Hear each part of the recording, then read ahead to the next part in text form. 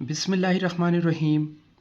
अस्सलामुअलैकुम स्टूडेंट्स, उम्मीद से होंगे और सीपीज़ की तैयारी भी बेहतर से चल रही होगी।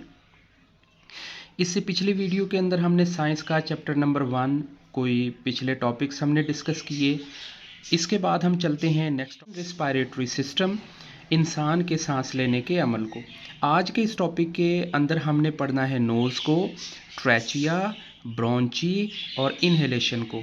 जैसा कि आप इस डायग्राम के अंदर भी nose, mouth, trachea, bronchi, right lung, left lung. अभी हमने इस टॉपिक को अपनी एक एग्जाम्पल के ज़रिए समझने की कोशिश करनी है। हम सुबह असेंबली के अंदर खड़े होते, असेंबली क्लोज होने के बाद सभी स्टूडेंट्स अपने अपने क्लासरूम के अंदर जा रहे होते हैं। अब क्लासरूम्स के अंदर एक लॉबी ऐसी होती है जो क्लासरूम्स को दूसरी क्लासरूम के साथ कनेक्ट कर रही होती है, जोड़ रही होती है।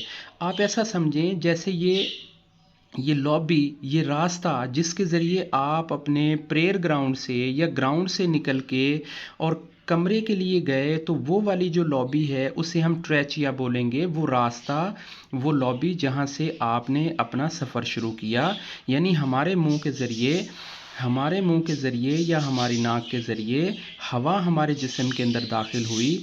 तो यहाँ तक का ये जो पोर्शन है, ये जो एक सिंगल नाली है, ये जो एक सिंगल रास्ता है, इसे हम बोलेंगे ट्रैचिया। इसके बाद जैसे ही हम लॉबी के अंदर जाते हैं तो आगे हमारे रूम्स डिवाइड हो जाते हैं। कोई 5A का रूम है, कोई 5B का रूम है, कोई 5C का, D का, यानी सेपरेट हो जाते हैं सब रूम अलग-अलग। बिल्कुल इसी तरह से जहाँ पे वो सेपरेशन हो रही होती है, जहाँ पे एक रूम दूसरे रूम से आपस में एक दूसरे से अलग हो रहे होते हैं, उसे हम बोलेंगे ब्रोंची। अब हम पढ़ते हैं all living being need oxygen to survive, कि सभी जिंदा जानदारों को ऑक्सीजन की ज़रूरत होती है ज़िंदा रहने के लिए। एयर, हवा की, विच कंटेन ऑक्सीजन, जिसमें कि ऑक्सीजन पाई जाती है, enters our body through nose और travel down to the trachea, और ये सफ़र करती है हमारे नाक के ज़रिए या हमारे मुंह के ज़रिए हमारे जिस्म में दाखिल होके हमारे ट्रैचिया की तरफ जाती है। This process is called inhalation, और इसे हम बोलेंगे, ये सांस लेने का अमल है, ये ब्रीदिंग है, इसे हम सांस लेने के अमल को बोलेंगे। The trachea divided into 2 tubes, और ये वाली जो ट्रैचिया यानी वो जो रास्ता था जहाँ से हमने सेपरेट होना था कि अब हम 5 कैंपस के अंदर जा रहे हैं, 5 क्लास के ब्लॉक में जा रहे हैं और अब हम 6 क्लास के ब्लॉक में जा रहे हैं, तो वो रास्ता यानी वो ट्रैचिया जब सेपरेट हो जाएगी लंग्स के बिटवीन, कि ये लेफ़्ट लंग है और ये राइट है, इनके दरमियान में जब ये ट्यूब डिवाइड होएगी उसे हम ब्रोंची बोलेंगे।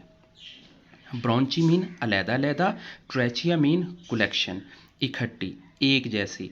Through the air enters in our lungs, और इसी चीज़ को इस डायग्राम के अंदर क्लियर किया गया है कि नोज़ और माउथ के ज़रिए जब हवा हमारे अंदर जाती है तो ये कनेक्टिंग लॉबी ट्रैचिया मौजूद होती है, और जब हमारे लंग्स के दरमियान में हवा ने दाखिल होना होता है तो चूँकि ये दो होते हैं तो इन दोनों को एक नाली के ज़रिए जोड़कर सेपरेट किया जाता है, और इस सेपरेशन वाली जगह को हम बोलेंगे ब्रोंची। नंबर 1 का पेज नंबर 6 है, और इस पे अब हम एक्सप्लेन करेंगे, मतलब जो सांस लेने का निज़ाम है, जो रिस्पायरेटरी सिस्टम है, अभी हमने नोज़ का, माउथ का, ट्रैचिया का, ब्रोंची का पढ़ लिया। अब जो मेन पार्ट है, मेन ऑर्गन है निज़ाम तनफ़ुस का या रिस्पायरेटरी सिस्टम का, उसे हम पढ़ते हैं, वो लंग्स हैं।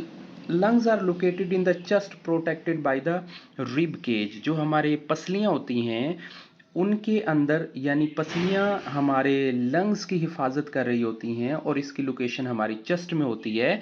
The lungs are the primary component of the respiratory system, ये जो हमारे फेफड़े होते हैं, लंग्स होते हैं, ये हमारा प्राइमरी बेसिक यूनिट होता है, बेसिक ऑर्गन होता है, जो हमारे निज़ाम तनफ़ुस को, जो हमारे रिस्पायरेटरी सिस्टम को एब्जॉर्ब द ऑक्सीजन, के जो ऑक्सीजन को हमारे जिस्म में एब्जॉर्ब करता है, जज़ब करता है from the air you breathe in, के उस हवा में से जहाँ हम सांस ले रहे होते हैं।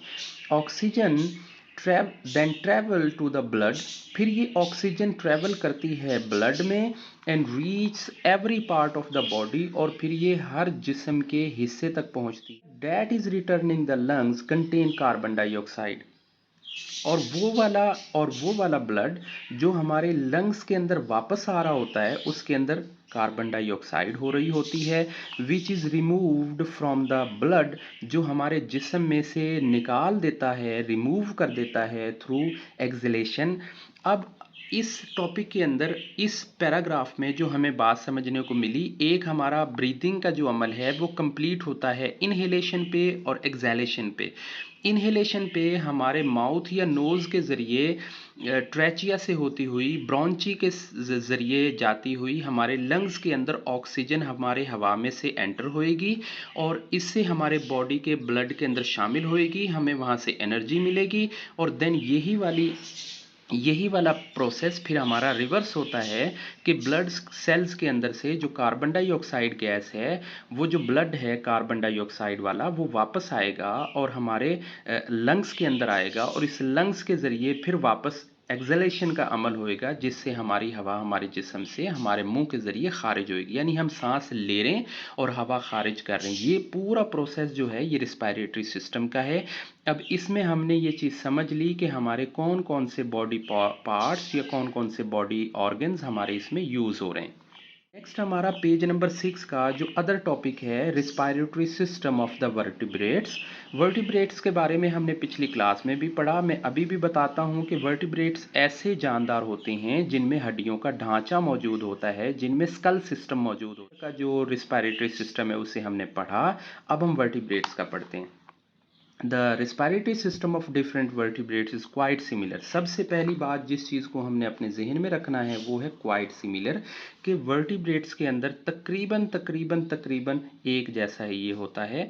It is an organ system, ये रिस्पॉन्सिबल होता है consumption of oxygen from the environment and removal the carbon dioxide. यानी वही बात जो हमने इससे पीछे वाले पैराग्राफ में पढ़ी, यहाँ पे भी वही एक्सप्लेन हो रही है कि वर्टिब्रेट्स के अंदर भी ऑर्गन का वही काम होता है कि ऑक्सीजन को लेके जाना और कार्बन डाइऑक्साइड गैस को बाहर निकालना।